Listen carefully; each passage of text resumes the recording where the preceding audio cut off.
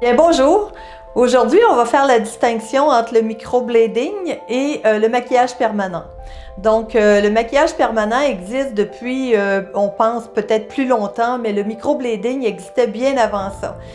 Dans les tribus, même avant Jésus-Christ, ils prenaient des bâtons de buis et ils prenaient du pigment végétal, puis ils s'implantaient des couleurs, puis ça faisait partie là, pour la distinction de différentes tribus. Alors, c'est pas de nouveau, c'est vraiment assez ancien d'insérer des pigments comme ça. Ce qui a changé avec le microblading, c'est l'outil évidemment avec lequel on implante le pigment. Donc, pour faire la distinction, le microblading, c'est vraiment un pigment qu'on traîne, qu'on se trouve à implanter vraiment dans la peau avec un outil manuel et créer soit du poil à poil ou encore des ombres, donc ce qu'on appelle du shading. Tandis que le maquillage permanent, c'est un peu un outil comme une aiguille à la machine à coudre. Alors donc, c'est un mouvement de va-et-vient et chaque pigment est implanté l'un à côté de l'autre ou l'un très très près de l'autre, un peu à la façon de pixels. Alors, c'est de cette façon-là qu'on va faire du maquillage permanent ou encore du microblading.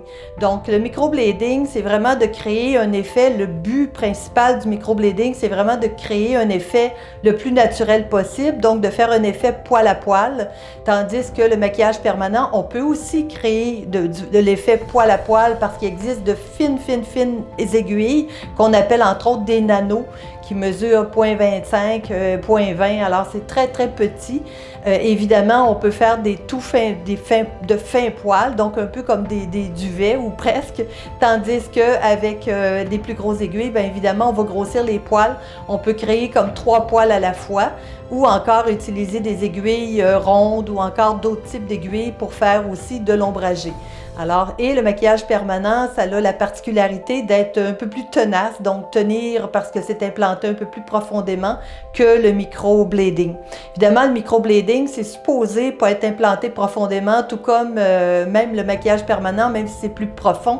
C'est très difficile de mesurer la profondeur. Pourquoi? Parce que c'est une main humaine qui fait le microblading ou encore le maquillage permanent. Évidemment, on peut ajuster la longueur des aiguilles en maquillage permanent, mais c'est quand même une main humaine qui maquille, alors qui implante le pigment. Alors, ça peut varier d'un endroit à l'autre, d'autant plus que la peau, l'épaisseur de la peau va varier aussi selon toutes les régions du visage. Donc, entre autres, la partie latérale de la peau va être beaucoup plus fine, tandis que la partie médiane est beaucoup plus épaisse. Donc, l'implantation n'est pas égale partout. Et c'est ce qui fait qu'on garde certains pigments, d'autres s'en vont un peu plus rapidement. Il y a la position aussi du corps de la praticienne qui va faire que, ou du praticien, qui va faire que le pigment est implanté plus profondément. Alors, c'est un peu l'évolution de nos techniques en maquillage permanent et en microblading. Donc, à la prochaine. Merci.